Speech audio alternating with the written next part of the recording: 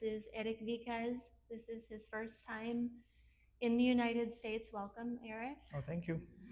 We met in Costa Rica on March 14th, 2023. I remember this because it was the beginning of something called the Pi Art Festival, right, which is on March 14th. And it was an art festival held in Punta Islita, Costa Rica, which is a very small place on the coast of Guanacaste, on the Pacific side of the country. And Erick was working at the festival, and I was participating. I have a history with Costa Rica that is because of my father, who lived there for over 25 years. That's a long story. But I'm very passionate about discovering Costa Rican artists and bringing them here to the United States. It's been my passion project for the last since 2021. And I met Erick, and I was immediately drawn into conversation with him, and we started. I'm gonna, instead of doing your bio, I'm gonna just jump into this. We had a conversation one evening. It was very humid, super really hot environment to be in, and he told me about something called the tropical Gothic, and how that inspired his work. We Since then you've started calling it the Latin American Gothic. Yeah. But I just was immediately captivated. Then went to his studio in Alajuela and bought 5 paintings, and the rest is history. So I want to talk about first, to set the scene for people who don't know about Costa Rica and what it's like growing up there and becoming an artist. You grew up in Cartago, and so give us a sense of what it was like growing up in Cartago and how that kind of influenced your journey to become an artist. Maybe talk about your initial work in bookmaking and editing in there too. Sure. Well, first of all, my heartfelt thanks to you for organizing all of this and for everybody who came. Um, well, the Cartago thing is a thing. This was supposed to be the first town the Spanish people settled in Costa Rica, and for some reason that has to do with the whole vibe of people in Cartago. So mm, we're supposed to have this more somber sort of thing going on in terms of architecture and culture. Um, it's um, mm, it's a province that the climate is just different, and for some reason I felt that has to influence my work somehow. A very religious province, a very conservative town, and by the time I was studying at the University of Costa Rica, which is like a very liberal institution in Costa Rica, and the contrast was so so huge that for some reason I thought that it would be a good idea to focus on Cartago just to make that contrast like more evident. Um, I started with architecture, but soon I felt that that wasn't like the proper language that I needed to express ideas. Um, and by that time I was working with books as well, just because I was focusing more on the like theoretical part of architecture. I was more in research, and soon I realized that literature had something very clear in terms of what it meant to develop, well, a language, which is literature, but when it comes to painting, it's sort of you know I didn't know where to find the keys of this new language or this new style that I wanted to develop. Were you talking about Latin American literature or world global literature, or what kind of literature were you interested in at the time Yeah, when no, you but were transitioning from architecture? yeah, I was reading, I was on everything, but the thing that you know was more related to this new body of work had to do with actually with writers who um, studied in Europe first. So we have a whole generation of artists, of writers, mainly in Costa Rica, that were studying in Europe. They had these what's the word, like enlightened ideas, basically, from the beginning of the last century. They were very positivist, but you know, I was, by the time I was exchanging some ideas and recommendations with a friend and writer in Costa Rica, and he recommended me the Neo Baroque movement, which is a generation of authors that were interested in just reclaiming the ideas of the Spanish Baroque, but in a new, hybridized way. They were uh, inheriting ideas from like the modernist writers, and the name Max Jimenez, which is a Costa Rican writer, came out, and he has been like the greatest, influence in terms of developing a style when it comes to these paintings. So one of the interesting things I learned when talking to you is that literature taught you the importance of developing a style before you even tried to become a painter and put paint on canvas. And just technically, just so you know, these are all oil paintings on paper, mounted to board, with the exception of the small pieces, which are oil paint on wood. And what was it that? No, those are on paper as well. Oh, Yeah. the small ones Yeah, are on even paper those, too. yeah, The even little these ones. ones. Yeah, Okay, yeah. excuse me. What was there a specific moment when you were reading Max Jimenez, for example, or was it another experience you had where you felt like, okay, now I'm ready to make the leap, or I need to make the leap to painting to be able to do something? Yeah, no, I think it was like right, just, I mean, it was immediate. So the thing is, at the beginning, this has to be 19, the first decade of the 19th century. Oh no, 18th, 20th. 20th century. Oh yeah, 20th. Yeah, 1910. Yeah, Yeah. okay. um, we had a really huge, a really influential painter. It was Fausto Pacheco.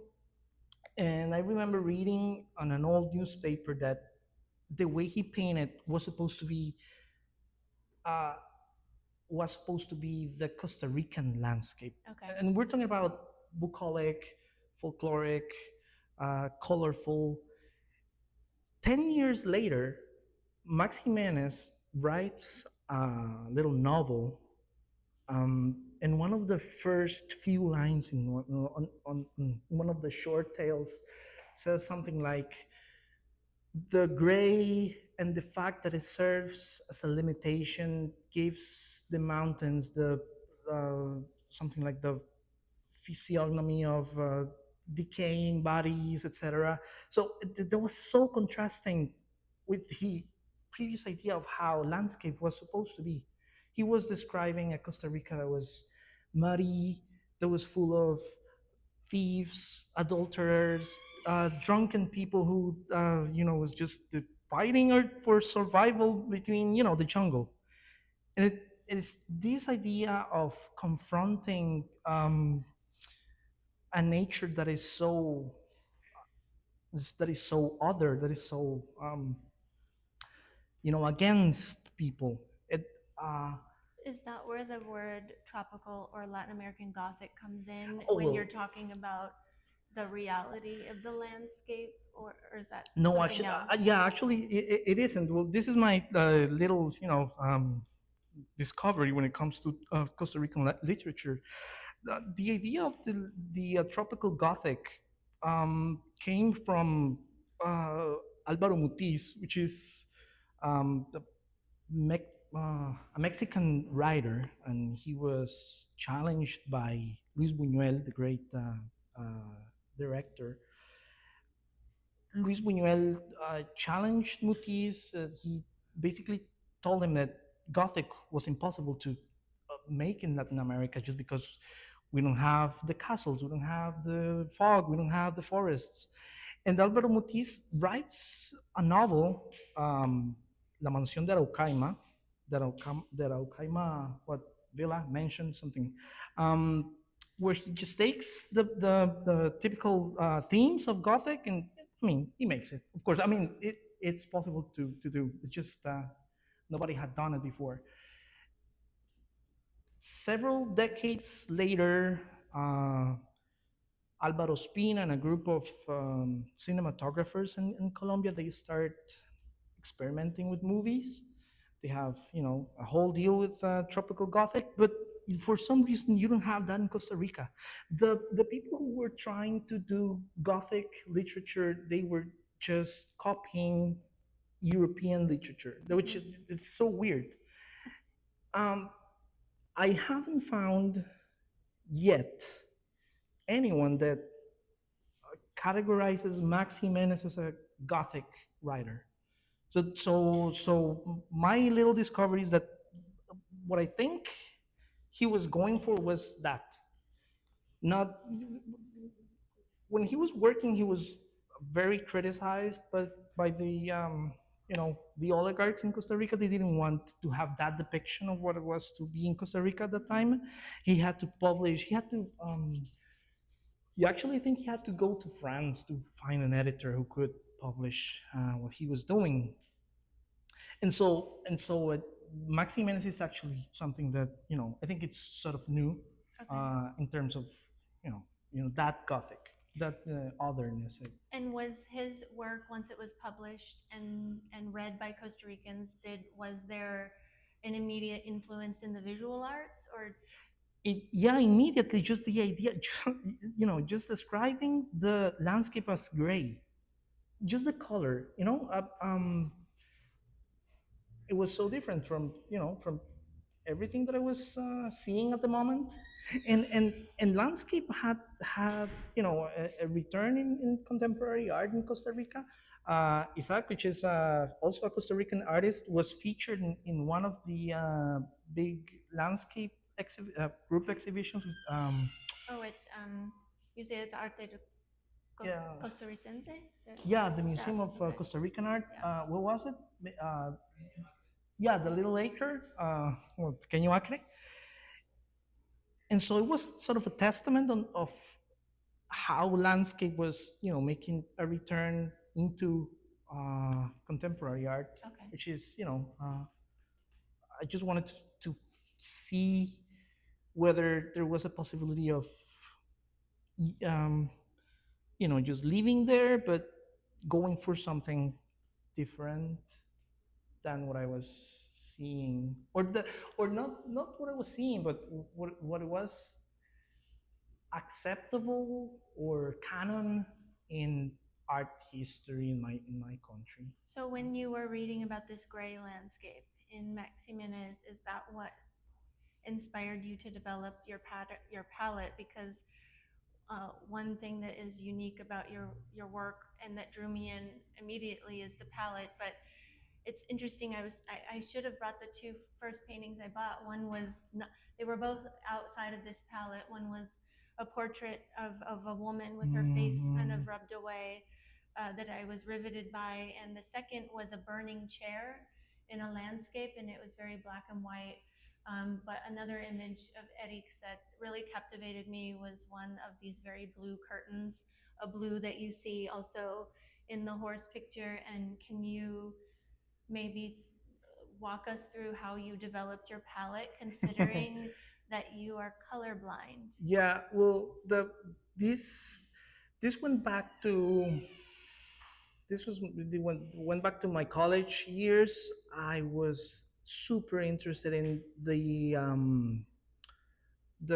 Cluj School of Painting in Romania. Artists like Victor Mann, or even artists like the American what's his name? Walter Dickinson, maybe. I don't know. I said, Edwin Walter Dickinson. You know the guy? Okay, so he's supposed to be huge here in America. Oh my God. And I was so drawn to his palette because we're talking about an artist that was like from the yeah, maybe 19th century, Okay. and he was painting just gray all over. It was so moody, and I was drawn to describing form, which is something that I keep doing. mm, I am, I'm still colorblind, and I was trying to just sort out so just the way I could use a palette that was consistent, that could still express, just the moodiness. Yeah, I think the Yeah. It atmosphere. definitely has a mood and an atmosphere Yeah, that's consistent from your earlier work to this work. Um, your earlier work was like figurative, but also you started investigating landscape and rural areas around Cartago. And I wanted to mention one of the series that predates this, and then we'll talk about this work, which was really incredible. And you exhibited some of those pieces in London. And they were when you were investigating a time period in Cartago after or during the eruption of Volcan Irazu in 1963, in March of 1963, and sort of how that affected the place, the province of, I guess, and the yeah. people. Can you talk a little bit about that body of work and also the people in that appear in your work? Yeah, sure. This was a huge event, just because so the particular geological phenomenon that occurred was that it was an ash eruption. So for 2 years we had just a cloud of ash that was spreading all over the country. I don't even know why it happened so like broadly across. This was a period where people were, we even, I think we even had like a broom factory by that time, just because that was like that was a job. A broom factory. Yeah, To just sweep up the ash. yeah, exactly. um s- Something happened. So something dark happened, something weird. It was 2 years, it was tiresome. The volcano had this sort of weird influence. I put it in terms of like it was a geo-traumatical event. You can even um, what's the term for this? Like for the thing Freud did, psycho. You could sort of analyze the volcano, which is something and it's I think that's something people do nowadays. And I was so interested in just the well, the gray again, but it was it was different in the sense that I also have these like the blurriness in the application of the painting. Which you see Oh a yeah, little bit in this piece here, sure. in the front. Um, But you were also at that time, were you drawing from archival photographs? Is that how you were finding your figures and sourcing your figures, or where are they starting to come from? yeah, this is sort of like the difference with this body of work. This is where it parts with the previous one. I was working with archival with archives. I was going through my families. I was going through Facebook groups with people just posting what happened by that time. And I was very inspired by what Richter used to do with his photographs. I think though it was more of a formal exercise for me, which is trying to understand what happened when you applied the material a certain way, and what happened when you work with photography. I just wanted to see whether I could do something with it that wasn't just the photography. Which um, now that I think about it, I needed to leave that behind, just because it was such an early exercise in my career. Yeah. And now this body of work is different. This is more from observation, more from my own documentation of my surroundings, and also with certain discipline of when I was deciding to go for these night walks at night. Yeah, I wanna interject before you walk us through this process Oh, sure. because when I met Eric, I loved his work, and I kept saying, when can I see new work? When can I see new Yeah, work? well. And really pushing him, I'd like to see new work. I'd like to do a show, and it's that started in 2021 Yeah, yeah, or yeah. 2023, excuse me, in the spring. And it was always like, okay, I'll make new work soon. It just wasn't happening. It was frustrating because I could see all of this latent talent and he wasn't coming through. But that's partially because he didn't have a studio where he could really make a space, dig in, and feel comfortable. And I really like to talk about how studios and access to studios can really change how an artist could work. So there came a fortuitous moment where a well-known Yeah, yeah. El Salvadorian artist who's now successful in New York, um, invited Eric to take over her home and studio in Alajuela, which is just outside of San Jose and has its own character. So as Cartago influenced his early work, Alajuela now influences this current work. And it was in a short span of time between when I was frustrated with Eric and when he moved to his new studio, when he really started producing this work with a fury. And it was really inspiring to me because not only was he leaving behind sort of only using archival photographs as his source material, but really using his own experience. So when I visited him, it's like it's a really interesting area because there are all of these homes. There's a lot of like nurseries Yeah. and things like that, or like stores and things, but then just walls of green, like green Yeah. mountains All of of a sudden, just yeah, it's yeah. just massive walls of forest and trees. Um and you're out there very isolated, right? You use public transportation, so you're staying at your home and studio a lot, and you're just really in it. And this work is more about walking around your area and observing, and maybe you can take it from there. I mean, I don't know that I can add anything to that. I mean, You can no, but certainly this you is, can. not. It's because I hadn't thought about it, but this is so true. And I was so like preoccupied with subject matter. I really wanted to know what to do, but that wasn't, it wasn't there. I just needed to find, the house, the how I would confront any subject matter. And I soon realized, so Alajuela is miserable, really. I mean, it's really beautiful, but it's so different from Cartago, and it's so humid, and it's so swampy, and it's so dense, and you can actually, I mean, I wish you'd seen the Cartago landscapes. Those are like wide open. That's so different. And now that I was trying to portray this other type of nature, it was so different. But I could, just because I had the space.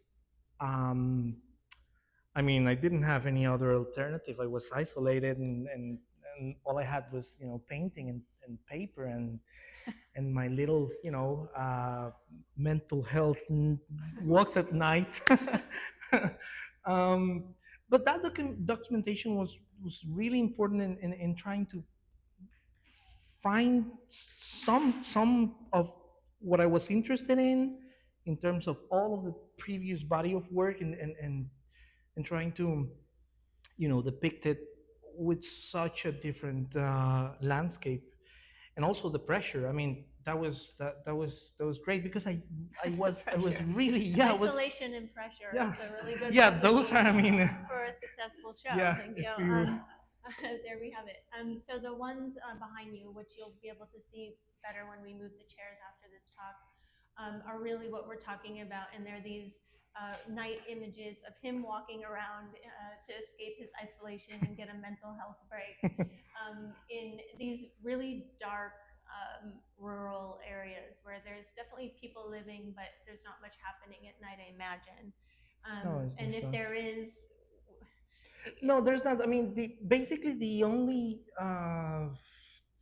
like sort of trace you can get from people is that those are gardens. You can see walls. You can uh, uh, sort of intuit that there were people there.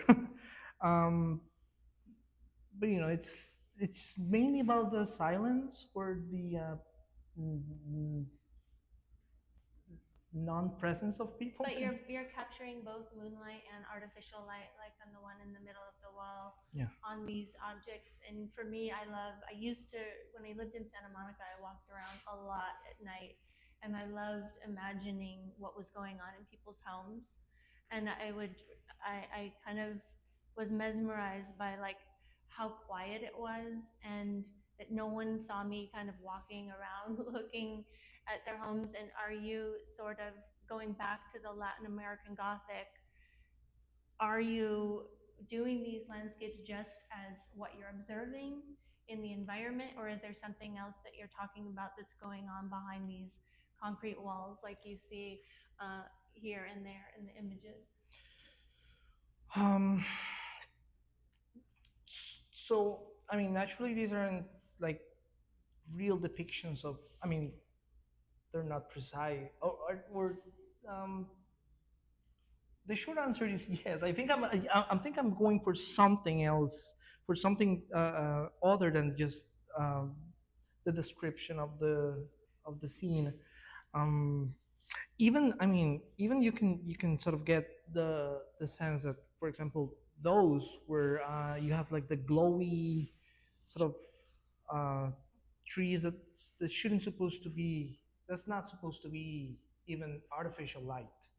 That's just something else. That's just but that's part of what's world building in painting. So I don't I don't know. I haven't it's a good question. I haven't thought about it. Well, what I see is like a lot of mystery happening behind. Like there's one over there where you can barely see the shape of the wall, and then you juxtapose that with people walking near flames on the road. There's an image over here that's quite mysterious of a group of people. It kind of looks funerary. It kind of looks like a ritual. And so for me, when you put them together in this situation, in this show, or with this body of work, I'm seeing a story about what is known in Costa Rica and what is not known.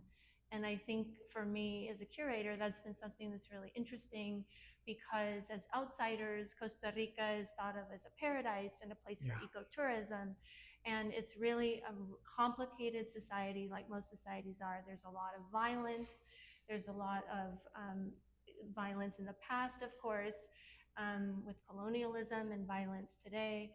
And so for me, I see a really layered story about you in this new space in Aljuela, in your isolation, but also about your relationship to what Costa Rica is and how people perceive it. That's my understanding of the work, and that's what I get out of it. And you're right. Thank you. I want to invite everyone to ask questions if they have any questions about this particular work, or about Erick's practice, or about the contemporary art world in Costa Rica. We could talk about that as well. Deborah. I have a question. Do you paint it on the paper first and then you put it down on the wood, or is it already on the wood? Yeah. Yeah, I wanna say that I wanna say that I uh, construct the whole panel with the paper and then I paint on it. But the reality is that a couple of these I had to send so that the boards could be made here, the mounting. So that's but what I usually do is that I do the whole thing, and I'm very uh, sort of particular with this technique, just because, and this is this is so not glamorous, but I just hate the bounciness of the canvas when it's on a frame, on a, what's the name of it? Wooden frame? On Yeah, a on a stretcher. stretchers. Yeah. Um, but also I w- I use a cold wax medium, which is really great for having. So when you paint with black, you have the shine, and I was so keen on getting rid of that, just because you lose a lot of the subtleties in value and color if you if the shine is there. So the panel was useful for that, and the paper was, and the cold wax medium was, and all the yeah. But that's my secret. Does the paper have to be very strong to hold the oil paint? Is it like Japanese paper? Ye- I actually, it doesn't have to be really. I use like 300 grams per meter. So that's, yeah, yeah. Is that the American way of saying No, it? but we'll translate it to ChatGPT So later. it's a really sturdy watercolor paper, or the printmaking paper, but I use anything. And the thing is that I discovered that there are these really great Toulouse-Lautrec cart, cartels. That's not the word. Posters. It's because in Spanish it's cartel. Posters, and he didn't even prime those, and those are intact. And there's a really great painter, Nicolas Uribe, a Colombian painter, and he does these incredible oil paintings on moleskin, like paper, which is really nothing. And so if he does it, then I guess I can as well. So it's, as long as it's mounted on the masonite board, it's okay. You can do anything on it. Yeah. Yes. I just have a question to piggyback on hers.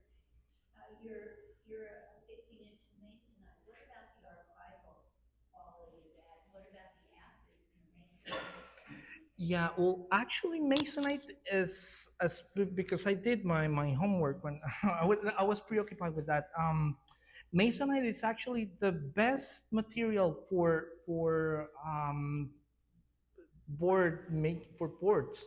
I mean, it's better than plywood. It's not better than the aluminum ones. Those are the best. Uh, but I did some research, and they have like 100-year-old panels mounted on masonite, and I mean, they're supposed to be good. It doesn't affect the paper. There's no acid I affecting the mean, there paper. is. Yeah, there is. It's not gonna be. I mean, I'm hoping I'm dead by the time it's. Yeah. I mean, of course, it's not. It's not. The you need the priming, and you need even if you can have like lead priming on it, it would be better. But it's just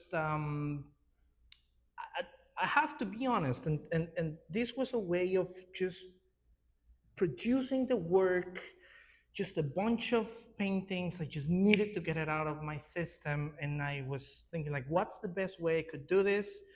Like the most archival and then practical, and then just easier to even to transport, because the masonite is really light actually.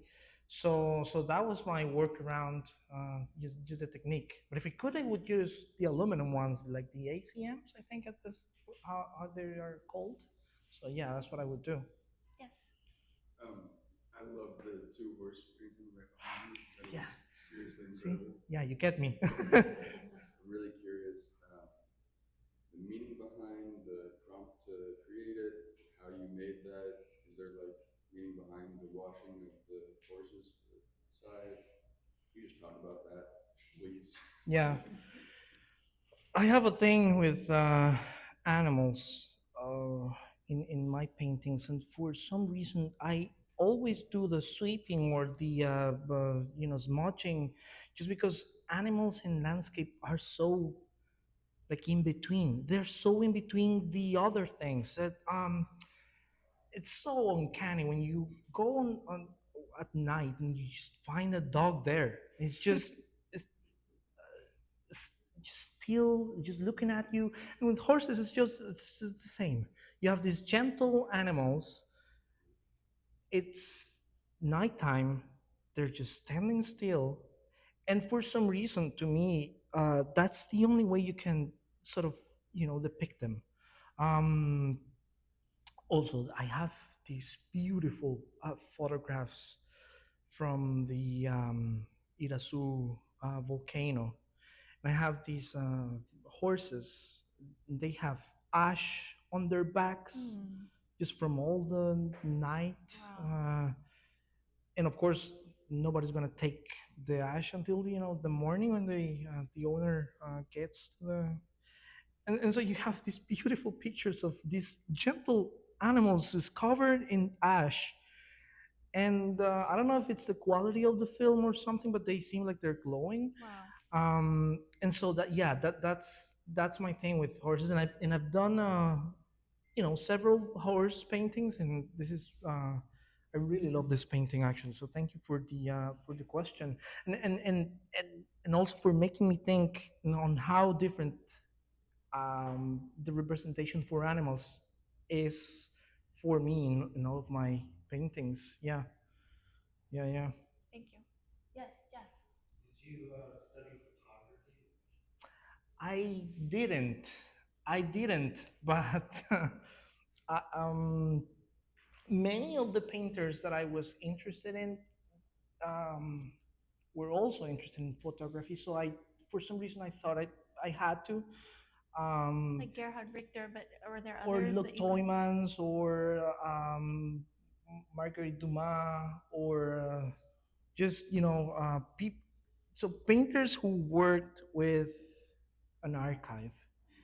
And there was also just so there's this thing, and I don't actually believe in portraying events that are currently happening. I mean, I'm not interested in that. I think that's the work of a journalist or of an artist that's like more aware of actuality than I am.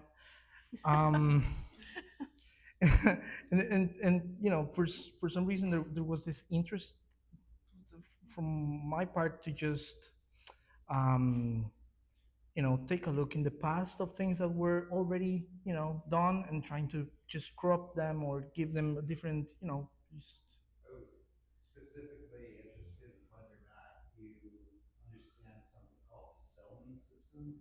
oh no, I don't actually. Yeah. You don't know No, about that? no, no, no, no. Because it's Ansel Adams invented it. He didn't invent it.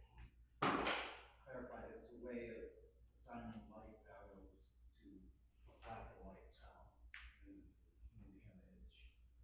And your stuff corresponds quite accurately to his zone system theory. Oh, that's so interesting because maybe it has to do with the fact just that I don't know. I don't know. That Yeah. you see in gray? Yeah, That you see maybe. in gray tones? Because the medium tones in the zone system would be green. And then the Oh. high tones in the zone system would be in the blue range.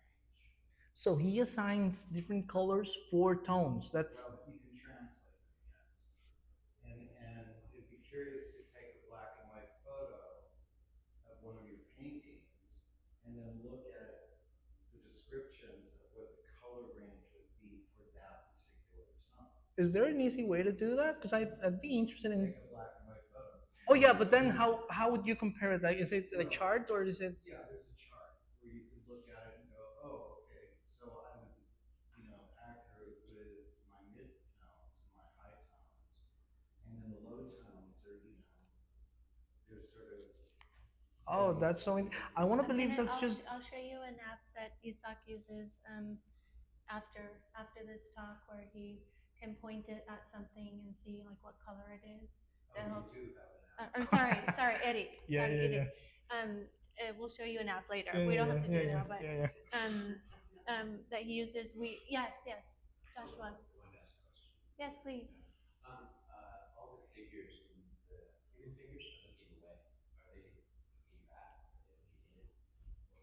Or are they, Well, they're not looking at us. If looking in, that's is that. meant to Like inward. maybe invite looking back in the universe, looking deeper into.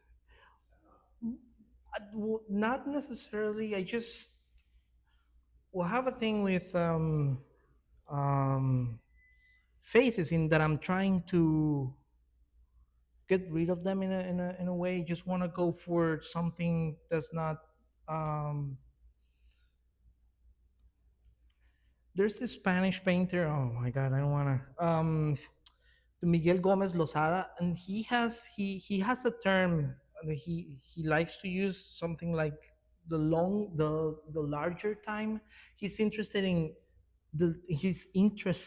the larger time, which for him sometimes means to depict people in a way that they seem atemporal. Is it? Atemporal, like Atemporal, universal. yeah.